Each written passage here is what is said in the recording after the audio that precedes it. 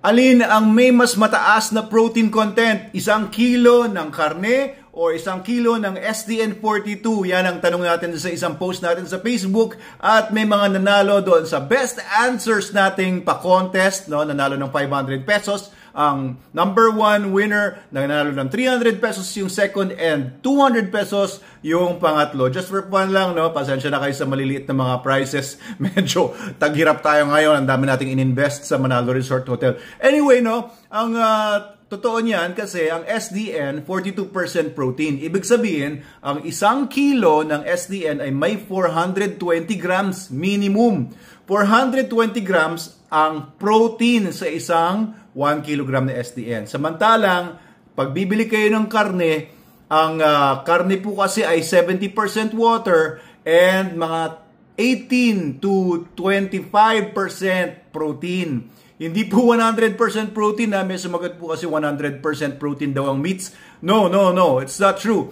Ang meats ay nasa 18 to 25% protein lang. Ibig sabihin sa 1 kilo ng karne, meron kang 180 grams protein up to mga 250 grams protein. Mas mataas ang protein ng beef and certain types of fish. And ang pinakamababa naman na protein content ay minsan yung mga certain types of fish or poultry, mababa ang protein yan compared sa karne ng baboy or karne ng baka. Kaya po kapag bibili kayo ng SDN42 na may 420 grams protein, kumpara doon sa karne na nasa mga 200 grams ang protein, so 220 grams protein on average, then ang katumbas po ng 1 kilong SDN ay mga 2 kilong karne.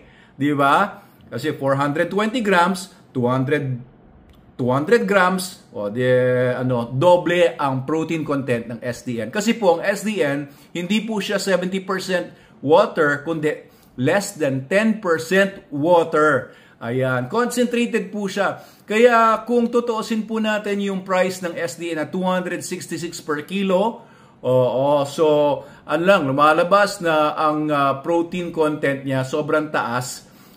Sabihin na natin mo 133 pesos para compare doon sa kung bibili kayo ng meats. Tapos itong SDN pa, kagaya nga ng sinabi ng iba, thank you rin sa mga answers nyo.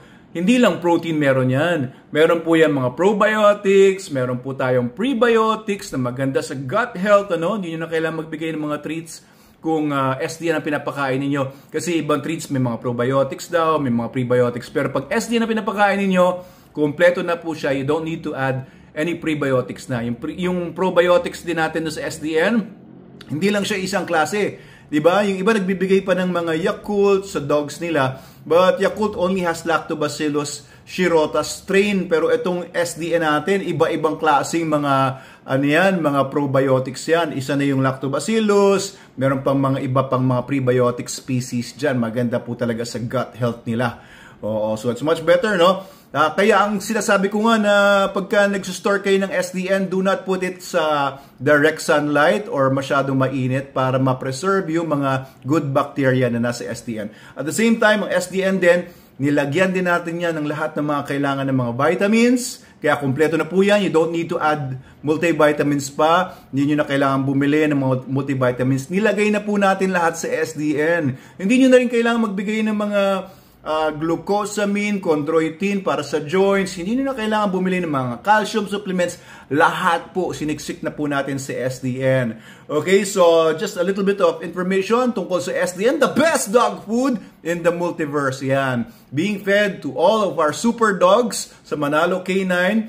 We've been feeding them purely SDN lamang since 2015. Ayan, with great results, amazing results. Kaya sana kung hindi pa kayo nag-try ng SDN, itry nyo lang. Kahit bumili lang kayo ng maliit na package, ay grabe. Makikita nyo kagad yung results in 2 weeks. Timbangin nyo yung aso nyo ngayon. After 2 weeks, timbangin niyo dahil sobrang ganda nga ng formula. Kagaya nga na sinasabi ko nga dito sa post lang natin tungkol sa protein, ang taas ng protein content niya, yan ang gustong-gusto ng katawan ng mga aso. Ang hindi po maganda sa katawan ng mga aso is plant proteins, kagaya ng binanggit ko rin sa vlog ko last week.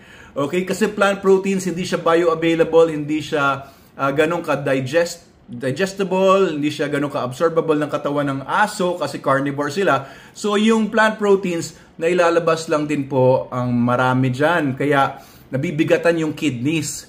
So hindi po totoo na pangit ang high protein sa dogs. Ang pangit is high plant proteins. Kasi iba po ang plants, iba po ang karne.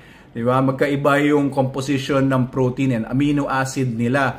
Kaya, ayan, if you're going to feed your dog SDN, makikita nyo po talaga yung napakagandang difference sa aso ninyo. Mapapansin nyo, mas tumatalino yung aso ninyo. Baka gumagawa na ng mga bagay na hindi nyo ginagawa dati. Gumagawa na ng mga tricks na hindi naman niya alam dati.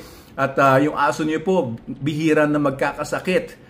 No? Kung inaalagaan nyo naman na maayos yung aso nyo at naka-SDN pa, bihira yung pupunta kayo sa vet at matamlay yung aso ninyo, may ganito yung aso ninyo, may problema. Bihira na po. And of course, gaganda yung itsura niya, yung coat niya. Kasi po yung coat po and yung overall health, nakasalalay po sa good nutrition yan. And protein, no? Yan din ang yung bone, mostly protein yan.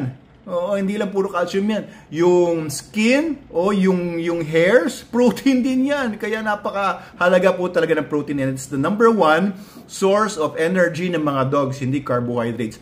Dogs do not need carbohydrates. Kahit zero carbohydrates pa yan. Hindi nila kailangan. Ang kailangan po nila talaga yung protein, yung from animal protein. Okay, Doc Abel Manalo po ito. Please comment below kung meron pa kayong mga questions, may comments kayo tungkol sa mga pinagsasabi ko. Ayan, kung natutuwa po kayo, please follow and share our videos para makinabang din ng iba. Maraming salamat po sa inyong suporta.